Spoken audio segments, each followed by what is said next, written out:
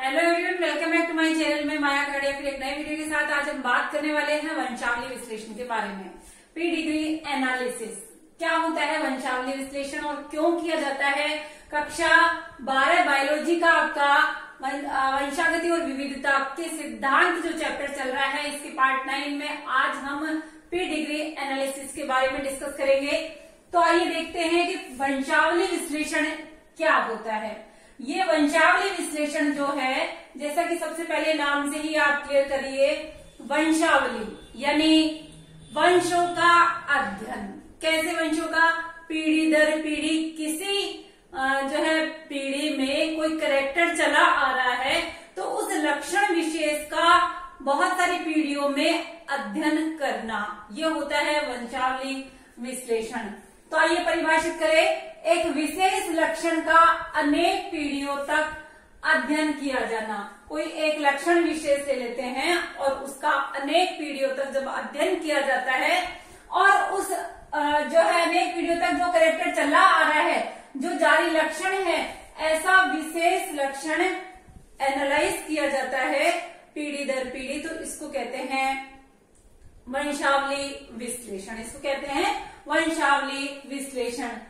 कई लक्षण अनेक पीढ़ियों तक चलते रहते हैं। कई बार गाइस आपने महसूस किया होगा कि अपने आसपास जैसे कई बच्चे होते हैं, उनके फीचर्स उनके माता पिता से या उनके दादा दादी से या उनके पेरेंटल जो भी व्यक्ति हैं उनसे मिलते हैं, फीचर्स मिलते हैं। इट मीन्स उनके फीचर्स उनके जेनेटिकली फीचर्स हैं, वो आनुवंशिक कैरेक्टर हैं जो उनके माता पिता से या उनके दादा दादी से या उनकी पुरानी पीढ़ियों से जो कैरेक्टर चलता आ रहा है, जो आप देख पा रहे हो, तो ऐसे कैरेक्टर्स का वंशावली विश्लेषण में अध्ययन किया जाता है। आप मैच करते हो कि ये कैरेक्टर वहां से आया होगा, इसका मतलब है कि वो लक्षण पीढ़ी दर पीढ़ी चलता आ रहा है और पीढ़ी दर पीढ़ी चल रहा है, यही जो अध्ययन किया जाता है यह वंशावली विश्लेषण होता है। अब बात आती है कि यह वंशावली विश्लेषण क्यों किया जाता है, क्या जरूरत पड़ रही है कि वंशावली विश्लेषण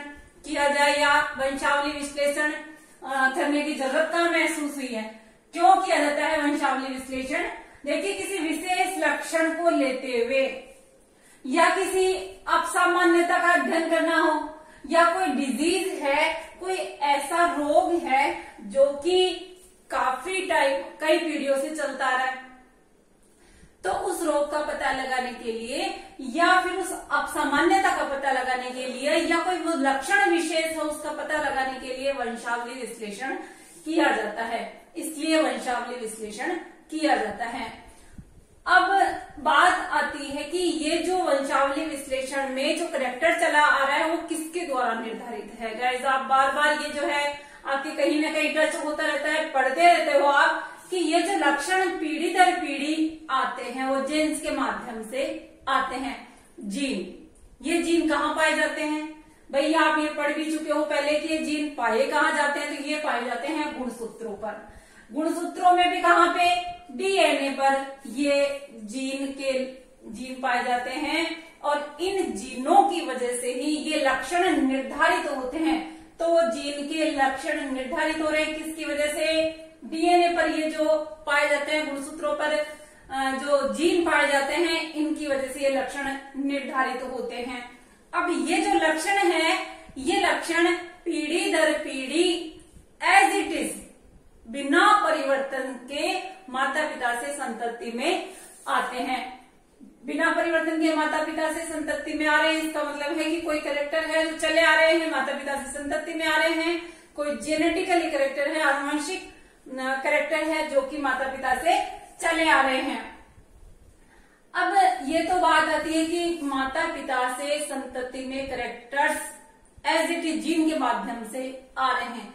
मान लीजिए उन जीन्स में किसी प्रकार का फेरबदल हो गया, कुछ चेंजेस आ गए, कुछ परिवर्तन हो गया। वो परिवर्तन किसकी वजह से हो सकता है? वो परिवर्तन हो सकता है म्यूटेशंस की वजह से, यानी कि उत्परिवर्तन की वजह से। ऐसे परिवर्तन यदि गुणसूत्र या जीन में किसी प्रकार का संरचनात्मक या संख्यात्मक परिवर्तन हो जाता है तो निश्चित रूप से लक्षण बदल जाएंगे, यानी विकार उत्पन्न उत्पन्न हो जाएंगे और इन्हीं विकारों को जो कि माता पिता से संतति में आ रहे हैं ये मेंडेलिय विकार होते हैं या जेनेटिक डिसऑर्डर्स होते हैं जो कि पीढ़ी दर पीढ़ी संतति माता पिता से संतति में आते हैं। तो ये वीडियो आपका आगे चलेगा और इसको आप जो है वंशावली विश्लेषण क्या है इसको नोट डाउन कीजिए।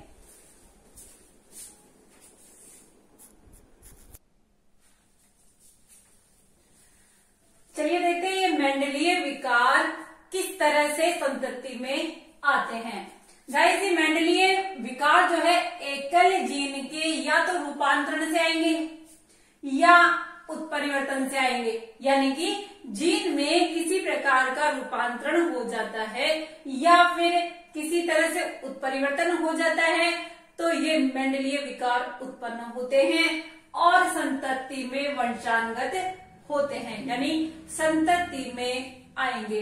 और जो ये एनालिसिस होगा इस एनालिसिस में वंशावली विश्लेषण में इन्हीं वंशानुगत जो संतति में लक्षण वंशानुगत हुए हैं इन्हीं का अध्ययन किया जाएगा।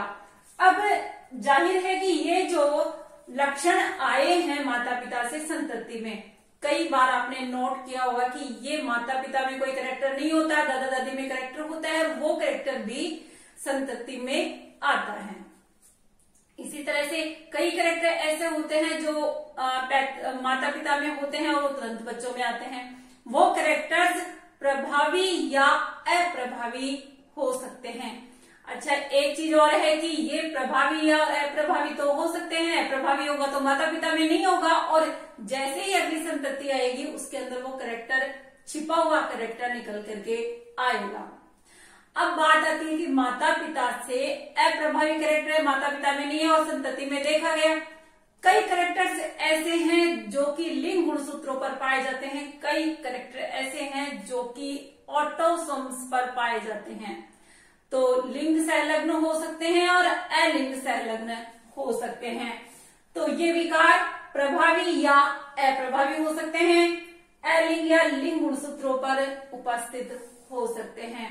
ऐसे कौन से कैरेक्टर्स हैं, ऐसी कौन सी डिजीज हैं, बीमारियां हैं, अब आप उनके नाम देखिए। हीमोफीलिया, रक्त का थक्का नहीं बनना, किसी भी जरा सी चोट के कारण रक्त का बहना शुरू हो जाता है, ये होता है हीमोफीलिया।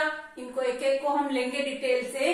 आप मेंडेलिय विकार और वंशावली विश्लेषण का इस वीडियो में अध्ययन करेंगे। फिर हीमोफीलिया और जो डिजीज हम है लेंगे लिंग और अलिंग संलग्न प्रभावी। हीमोफीलिया है, सिस्टिक फाइब्रोसिस है, सिकल सेल एनीमिया है, वर्णांधता, फिनाइल कीटोन्यूरिया, थैलेसीमिया। ये ऐसी डिजीज है जो कि किसी न किसी रूप में वंशानुगत हो रही है और अगली संतति में देखी जा रही है। तो इनके कैरेक्टर्स कहाँ उपस्थित होते हैं, कौन से जीन पर पाए जाते हैं और किस तरह से संतति में आते हैं, ये जो है हम अध्ययन करेंगे। तो आप इसको नोट डाउन कीजिए ताकि हीमोफीलिया को क्लियर करूं।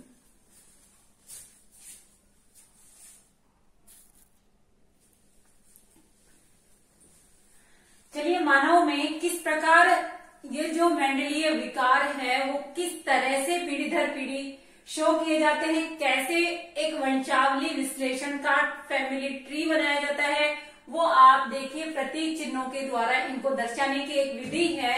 जैसे कि अगर हम मेल को दर्शाएंगे तो ये बॉक्स बनाएंगे, इस बॉक्स के द्वारा मेल को दर्शाने का तरीका होता है, नर को दर्शाने का तरीका होता है।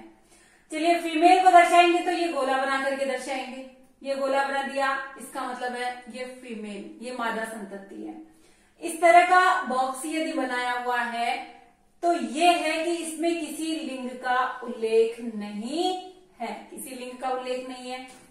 देन इसके बाद अगर ये जो डार्क सर्किल कर रखे हैं, ये जो गोले हैं, ये काले करे हुए हैं, इसका मतलब है कि व्यक्ति इफेक्टेड है। इसमें जो है ये गोले काले करने का मतलब है कि ये व्यक्ति संक्रमित है या प्रभावित है या कोई डिजीज का लक्षण इसके ऊपर पाया जाता है। ये जो है मैटिंग का तरीका है, मैथुन की क्रिया दर्शाने का तरीका। और यदि क्लोजली रिलेटेड है, क्लोजली रिलेटेड है इसका मतलब रिश्तेदारी है, तो इस कंडीशन में ये जो है डबल लाइन खींच करके यहाँ पे दर्शाएंगे। ये है रिश्तेदारों के बीच मैथुन। अब देखिए पीढ़ी कैसे दर्शाएंगे, जनक कैसे दर्शाएंगे और संतति कैसे दर्शाएंगे। जनक इस तरह से दर्शाएंगे, इनके बीच में ये मैटिंग का शो कर इस तरह से तरीका हो गया। और इसके बाद इनके द्वारा उत्पन्न जो संतति है, ये संतति पहली जो होगी, ये संतति इधर से काउंट होगी पहली, जैसे कि मान लो पुत्री है तो इस तरह से, मादा संतति है तो इस तरह से। इसके बाद जो संतति काउंट होगी वो इस तरह से चलेगी। तो ये नर संतति यानी कि ये पुत्री और ये पुत्र का जन्म, यह है जनक और ये है संतति। इस तरह से यह फैमिली ट्री बनाया जाता है और वंशावली विश्लेषण किया जाता है। प्रतीक चिन्ह इनके लिए काम में लिए जाते हैं। और ये जो जैसे दे रखा है, ये है बॉक्स, ये है जनक, और जनक से ये जो संतति है ये प्रभावित नर संतति है, क्योंकि ये काला किया हुआ है बॉक्स, इसका मतलब प्रभावित नर संतति। चलिए अब एक फैमिली ट्री बना के देखते हैं। एक डिजीज के बारे में मैं आपको क्लियर कर रही हूं। वो डिजीज जो कि जिसके अंदर एलिंग गुणसूत्रों पर इसका प्रभावी विशेषक विद्यमान है। आइए देखते हैं कि प्रतीकात्मक वंशावली विश्लेषण यहां कैसे क्लियर हो रहा है। यह है जनक और यह है संतति। चलिए देखिए जनक में फीमेल अफेक्टेड है। प्रभावित कौन है? फीमेल अफेक्टेड है। ये फीमेल और ये मेल, और इनके द्वारा ये संतति जिसमें 1 नंबर ये, 2 नंबर ये, 3 नंबर ये और ये 4 नंबर, 4 संतानें इनके है। और 4 संतानों में देखिए ये करेक्टर इस F1 पीढ़ी में आ गया। कैसे आ गया? ये आ गया यहाँ पे, ये करेक्टर आ गया यहाँ पे। इसका मतलब है कि इसका जो विशेषक है वो प्रभावी विशेषक है, जो कि माता पिता से संतति में आ गया। माता पिता से संतति में आ गया, प्रभावी विशेषक है, डोमिनेंट करेक्टर है एलिंग गुणसूत्रों पर।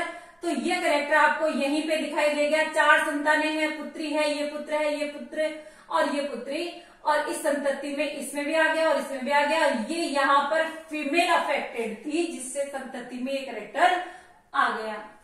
चलिए आगे देखते हैं। इसके बाद इनका एक नॉर्मल बिना अफेक्टेड कंडीशन वाली स्त्री से यहाँ पर मैटिंग होता है।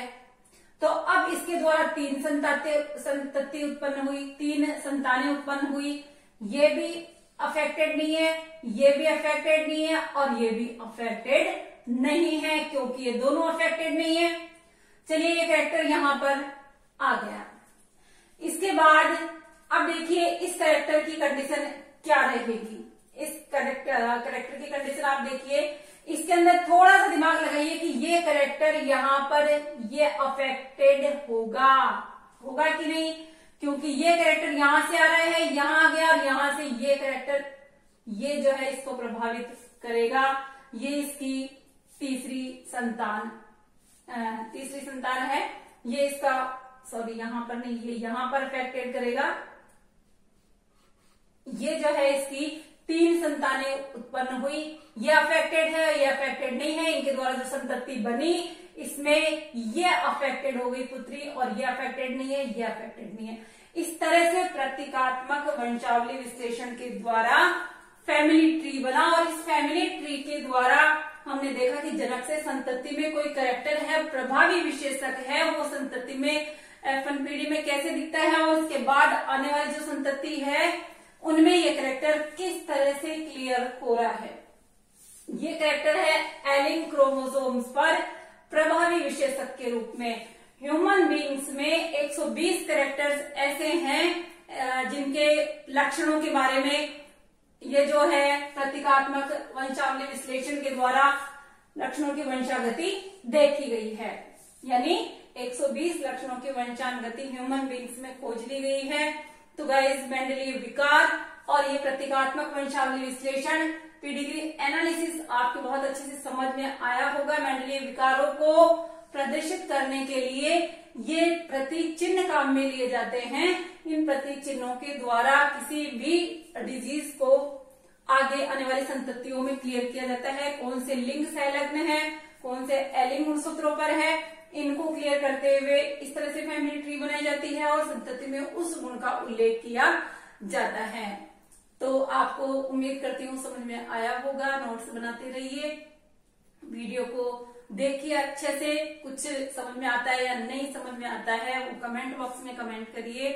चैनल को सब्सक्राइब नहीं किया है तो सब्सक्राइब कर दे। Okay guys, thanks for watching.